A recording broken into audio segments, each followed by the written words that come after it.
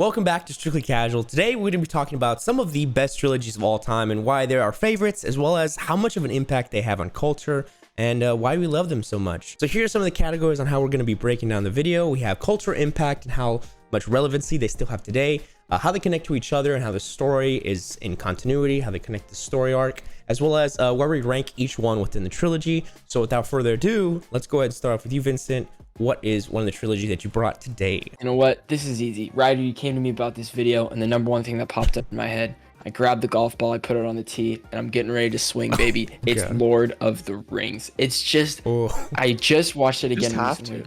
It's a perfect trilogy. It is one where each movie is like 9 out of 10 or above for me. Like it's like each movie is so good. I've seen Fellowship of the Ring probably 20 times now. Okay. Easily. I've seen Two Towers and Return of the King a couple times, but just through the whole thing, it's consistently so good.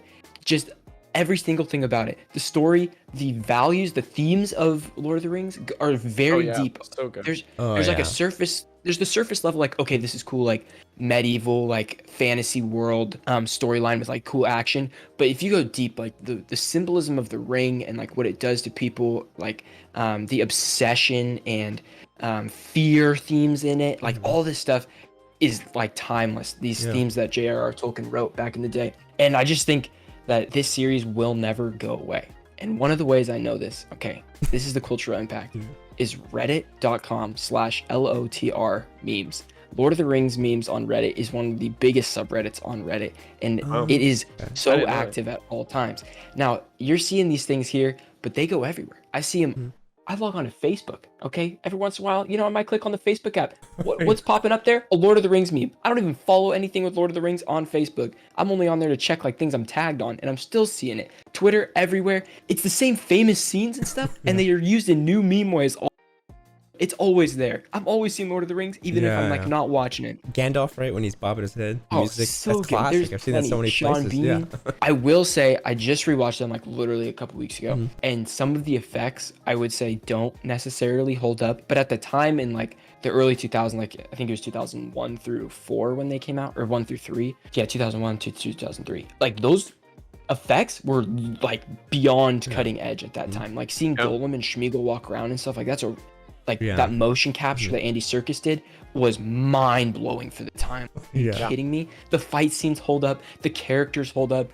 Like even I've seen these movies so many times, I'm still like, there's like my heart is in there. When they're going through this, I know what's gonna happen. I'm still there with these people, like just going through the journey with them. And it helps that they're already really well-written characters. Sure. That are You're super totally right. well established. I'm not saying that draws any attention away from how great the movies are, because it takes a lot of skill to carry over those characters and do them their due diligence on the big screen.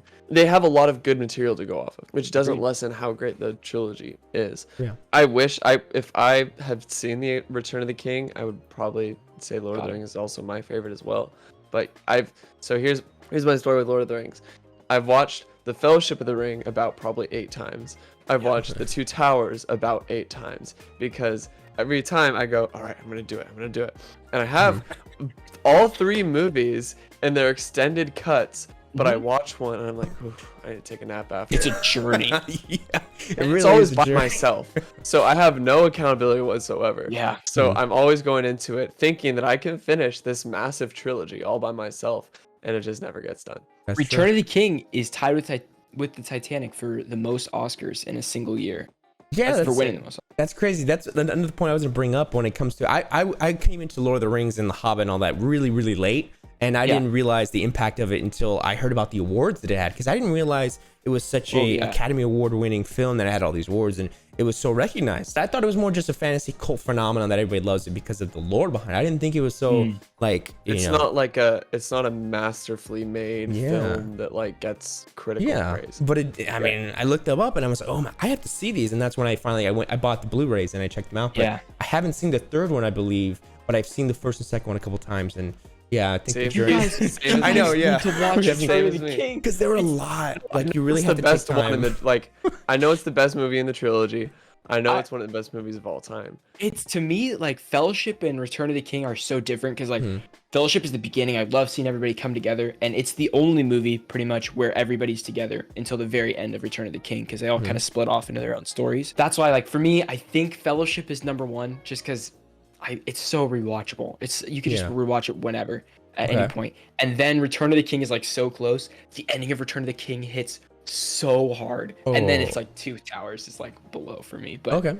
All right, so because I am one of the least qualified people to talk about trilogies, I have to pick. Because I think it's just I have commitment issues, Vin. Okay. sure. Ryder. But needless to say, though it has its faults, it's gotta be Sam Raimi's Spider-Man. Give me some of that web action. Oh, Wow. Love it. Love Because it. this is why. I think Sam Raimi's Spider-Man had to walk so that every other superhero movie could run. Sure. Yeah, great point. It really did, because it was the first one that really, like, it was like the first. I mean, there's superhero movies before, of course. You know, you had your old Superman, your old, you know, Daredevil. whatever's Ben Daredevil. Oh yeah, I Right. always forgot about Daredevil. Me Wow, too. I really forgot about Daredevil. There's two of them. Yeah. Right? Yeah, there was an Electra one. Electra Yep. was like a little Second spin-off. Yeah. Yeah. Oh my God. Wow. I just had a flashback right there. War flashbacks. Yeah. I was just a child. Wow. Spider-Man has the best Thanksgiving scene in any movie ever. I love the cast. It's got Willem Dafoe in the first one. Love Willem Dafoe. Yeah. Maybe one of his big debuts. I have no idea what. Right, He's, yeah. he's in a lot of History movies. was. Yeah.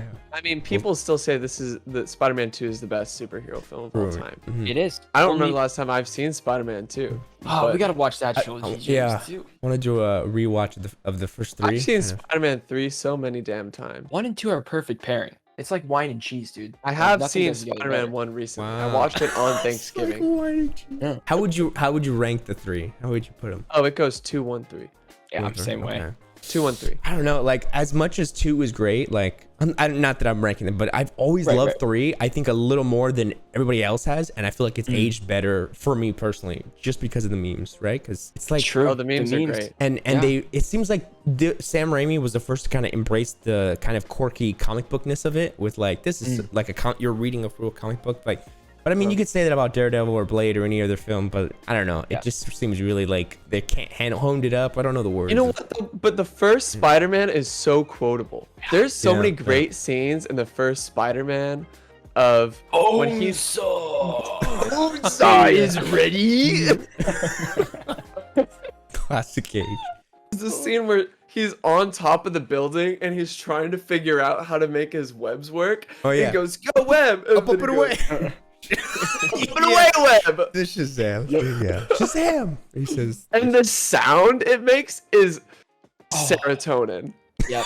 you're right. Yeah. The whipping sound. It's Yep. It's the first to do. And then he kept it. They kept it to be like in body. It's like in his wrist. yeah, Yeah. which was like weird, but Yeah. I was kind of Weird with it. choice. Yeah. I was always like, you know what? Like, yeah, that makes more sense. Like, that would be way cooler. Especially if you were like to keep holding it and it's just stretching. tugging on it, tugging on that muscle.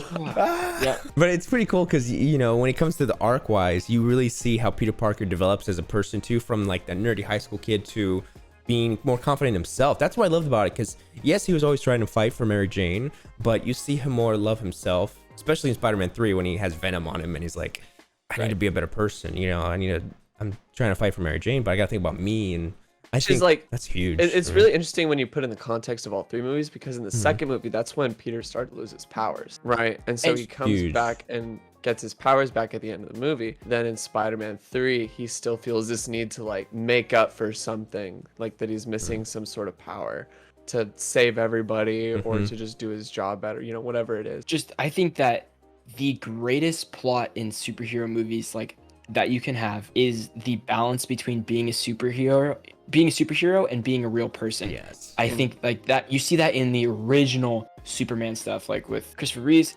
like him and Lois Lane, like he's always like the Clark Kent, like, oh, I want to be a good boyfriend, but like I'm gonna be Superman at the same exact time. And he has this like dinner scene with them, is the same exact way with like him and Mary Jane. Like he needs to go to Mary Jane's show, and it's very important for her, but he also needs to like do this thing to save someone that night too. And both are like so meaningful to him, and like how do you balance that? And That's I think the best. Spider-Man is just a great character in general to do that, because Spider-Man is supposed to be one of the most relatable superheroes, because he is just that kid from Queens who's trying to make all his ends meet, even though, you know, Tobey Maguire was like fucking like 27 or 28 when he did the role, but it still serves that he is like a normal ass person at the same time as being Spider-Man. And I think Tobey Maguire, as much as people say that he's not a good Spider-Man, I think he's very good at being like, oh, he's just really a normal guy. Yeah. You know, and I think Tobey Maguire has done that really well. Some scenes in that movie are still just like so good. Like the fight scene, baby. The crane scene, the oh yes. Which crane scene? No, the train scene. Oh, the train Spider-Man scene 2. from Spider-Man 2, absolutely. He's like, oh my god. Yeah, like the kids in the mask and the mask. He's like, we won't say anything. Like everybody knows his identity on the train.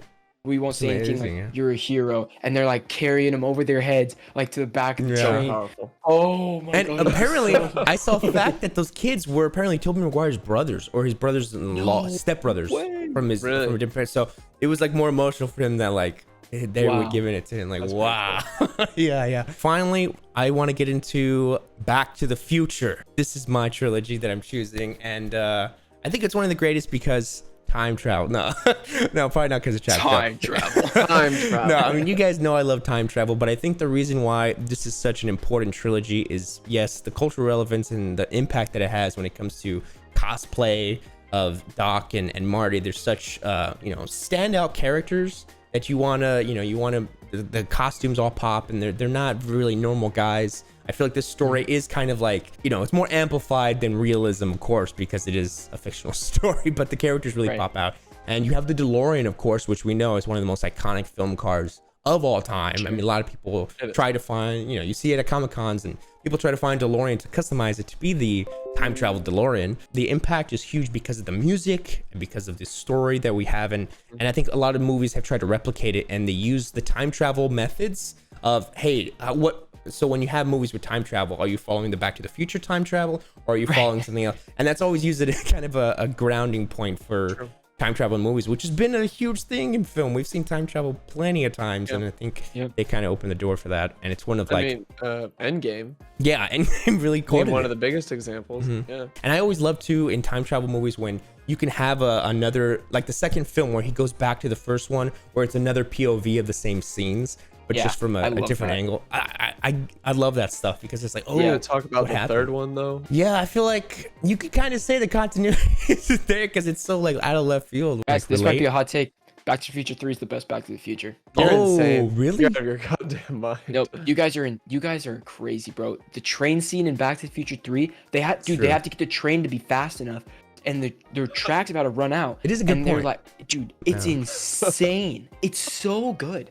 Rewatching all of them, Back to the Future 3 is the best. Well, I mean, come on, Back to the Future 1 is so good. But Back to the Future 3, are you kidding me? And dude, talk about cultural impact of the Back to the Future movies. Like in Back to the Future 2, they go into the future to whatever date it was. It was something 2015. Oh, it was 2015, right? Oh, maybe. I think we did this. Everybody was talking about like, oh, today's the day they went to the future. Back to the Future. Like, it's nothing like this. All the comparisons. Here's what they got right. Here's what they got wrong. Like, people are still talking about the movie. It's not way and stuff. So, for me, I just really like the opening scene of the second one. Not the opening scene, but like when they go into the future. Oh yeah. And he's on the hoverboard going around. Yeah, that whole sequence. You could talk about even the style too of everything when it comes to the style of streetwear too. I think kind of that's true. There was an impact there with Nike. And I think the type of jackets were like, come on, the shoes are so huge. Isn't that so funny that like in Back to the Future 2, they developed this style for the future, and then that future style was developed into like clothing for the actual time that the movie released, and people were like, oh, this looks so cool. Yeah. For me, I'd say the ranking for me would have to be 2, 1, 3. Which is probably like the second one is more huge for me because of the different POV of the first one. It's like, well, and there's different times too. You go back to the 60s and then you're in the future, and there's more meat to it than just the first one. Is just kind of like the shock factor of it. Yeah, this one's tough because the first one's like storyline is like so well written. I think it's so It's cool. Like he emotional goes back, journey, yeah. like it's kind of weird. Like his mom's kind The of falling in soundtrack love is with also him. iconic. Yeah, Oh, it's so good. yes. You know, like Yeah. right when that hook kind of Alan plays. Silvestri, I think that he's the composer, and oh my Yeah, god, he's one of my it's favorite good. composers. He did like Back to the Future, Castaway. Sorry, did I say Back to the Future? I mean Avengers. Oh, yeah, He did Avengers. He did Castaway. You know, he's done a lot of great Spielberg films. Right. But this is Robert Zemeckis, right? Yeah, Zemeckis. This is a great trilogy. I don't think I could rank all three of them. They're so different. Because, like, I Yeah. want to say three's number one, but it's not. Probably number one to me is just, Okay. like, one is so classically good. It's a great script. Thank you guys so much for watching. We appreciate you guys being here. Let us know in the comments your favorite trilogies. And who knows, maybe you'll see a little part two. Oh, who knows? Oh, Who yeah. knows? We got a bunch of new videos on the channel for you guys to check out, and we'll see you there.